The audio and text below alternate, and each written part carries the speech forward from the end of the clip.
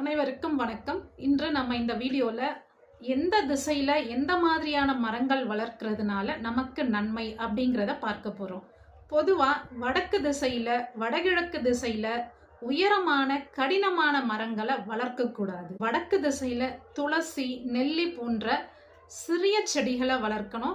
உறுதி இல்லாத சின்ன செடிகளை இந்த வடக்கு திசையில வைக்கலாம். ஆன்மீக முன்னேற்றம் கிடைக்கணும், செல்வ வளம் பெருகணும் அப்படின்னா வடகிழக்கு திசையில துளசி, மல்லி போன்ற செடிகளை வளர்க்கணும். இது வடகிழக்கினுடைய மூலையில போயிட்டு வைக்காம கொஞ்சம் தள்ளி வைக்கலாம். வடக்கு திசையில துளசி, நெல்லி, வேம்பு இந்த செடிகளை வளர்க்கறதுனால செல்வ வளம் கிடைக்கும். வடக்கு திசையில கடினத்தன்மை இல்லாத செடிகளை மட்டும் வளர்க்கணும். ஆன்மீகத்துல ஒரு நல்ல வழி கிடைக்கணும், முன்னேற்றம் கிடைக்கணும்னு நினைக்கிறவங்க வடகிழக்கு திசையில மல்லிப்பூ, துளசி செடி, பன்னீர்பூ இந்த மாதிரியான செடிகளை வடகிழக்கு திசையில வளர்க்கலாம். வடகிழக்கிலும் உறுதியான கடினமான மரங்களை வளர்க்க கூடாது. ஆரோக்கியம் முன்னேற்றம் அடையணும், புகழ் கிடைக்கணும், ஒரு வளர்ச்சி இருக்கணும், நம்மளுடைய பெயரும் புகழும் கிடைக்கணும், நம்ம இருக்கிற இந்த நிலையிலிருந்து அடுத்த நிலைக்கு போகணும் அப்படின்னா கிழக்கு திசையில செம்பருத்தி செடிகளை வளர்க்கணும். ஞாபகம் வச்சுக்கணும், வடக்கு, வடகிழக்கு, கிழக்கு இந்த 3 திசைகளிலுமே உயரமான கடினமான மரங்களை கண்டிப்பா வளர்க்க கூடாது.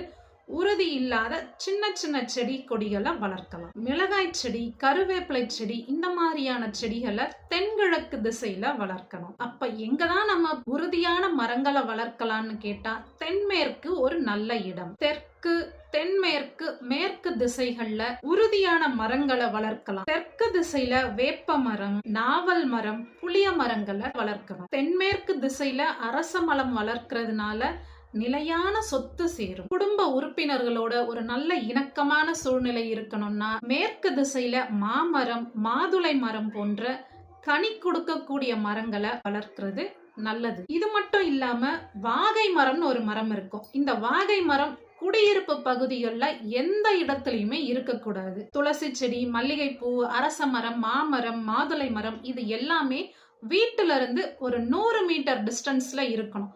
அந்த மரத்தினுடைய நிழல் நம்ம வீட்டுக்கு மேல வந்து விழக்கூடாது. அந்த அளவு தொலைவுல தான் நம்ம மரங்களை வளர்க்கணும். இந்த வாகை மரம்னு இருக்கு இல்லையா, இதுக்கு பெயரே காட்டு வாகை. ஏன்னா இத காட்டுல மட்டும்தான் வளர்க்கணும். இந்த மரத்துல இருந்து ஒரு நச்சுத்தன்மை கலந்த ஒரு காற்று வரும். அந்த நச்சுத்தன்மை கொண்ட காற்று மனிதர்களுக்கு ஒவ்வாத தன்மையை தரும். அதனால இதுக்கு பெயரே காட்டு வாகை. ஏன்னா அது காட்டுல தான் வளர்க்கிறோம். நம்ம நிறைய பேர் வீட்டுல ரோஸ், பட்ரோஸு, கற்றாழை இந்த மாதிரி முள் இருக்கிற செடிகளை வளர்ப்போம். இந்த முள் இருக்கிற செடிகள்னால வீட்டுல அடிக்கடி சண்டை வரும்.